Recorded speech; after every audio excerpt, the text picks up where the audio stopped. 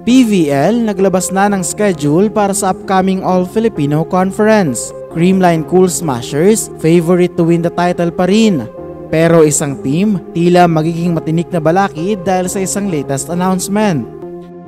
Pero before we begin, please don't forget to subscribe, like, and comment on this video. I-click din ang notification bell para lagi kayong updated sa Creamline happenings. Matapos ang matagal na paghihintay, kasado na nga ang inaabangang PVL All-Filipino Conference 2024. 12 teams ang maglalaban-laban para sa titulo at di hamak na mas naganda ang karamihan ng kupunan ngayon dahil sa kaliwat kanang recruitment. Masasaksihan nga ngayon ang dalawang bagong teams na Capital One Solar Spikers at Strong Group Athletics. Siguradong magiging malaking threat sila para sa ibang kupunan, lalo na't pretty decent lineup din naman ang inilabas nila kamakailan lang.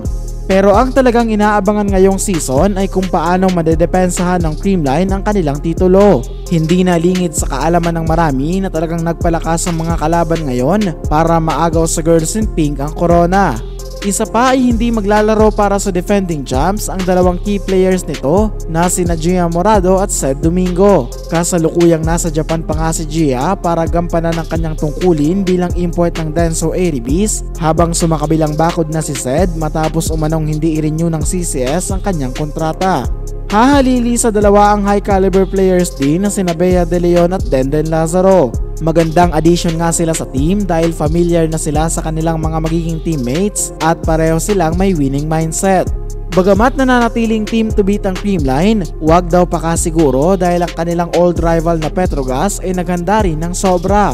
Bukod sa pag-recruit muli kay Myla Pablo na sinasabing bagyo pagdating sa opensa, mayroon na din silang fill-up player na mag-aangat ng level ng team. Nasaksiyan nga ang galing ni Brooke Van Sickle sa katatapos lang na PNVF Champions League kung saan siya pa nga ang itinanghal na MVP. Baon na baon nga ang mga palo nito kaya naman dapat itong paghandaan ng depensa ng kalaban. Kamakailan lang din ay inanunsyo ng Petrogas na babalik na si MJ Phillips sa koponan. Matatanda ang naging import para sa South Korean team na Gwangju Peppers sa MJ at maganda rin naman ang pinakita nitong performance doon.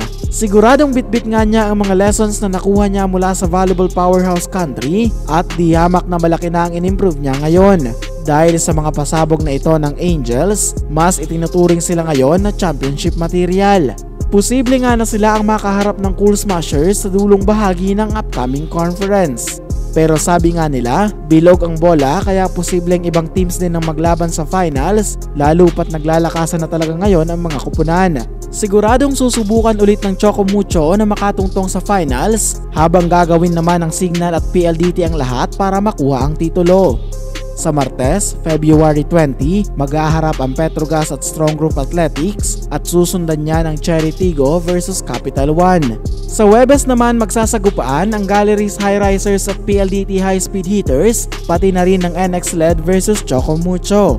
Sa opening weekend ng liga, matutunghayan na sa wakas ang first game ng Creamline laban sa Farm Fresh Foxies. Magaganap ang kanilang laban sa oras na 6:00 ng gabi. Important dates to remember naman ang paghaharap ng CCS at Petrogas sa April 6 at Creamline versus Choco Mucho sa April 18. Abangan natin kung paano magpe-perform ang mga team sa darating na mga araw. And that's it mga Kavali News. Please continue supporting this channel para sa mga up-to-date na kaganapan sa Creamline World.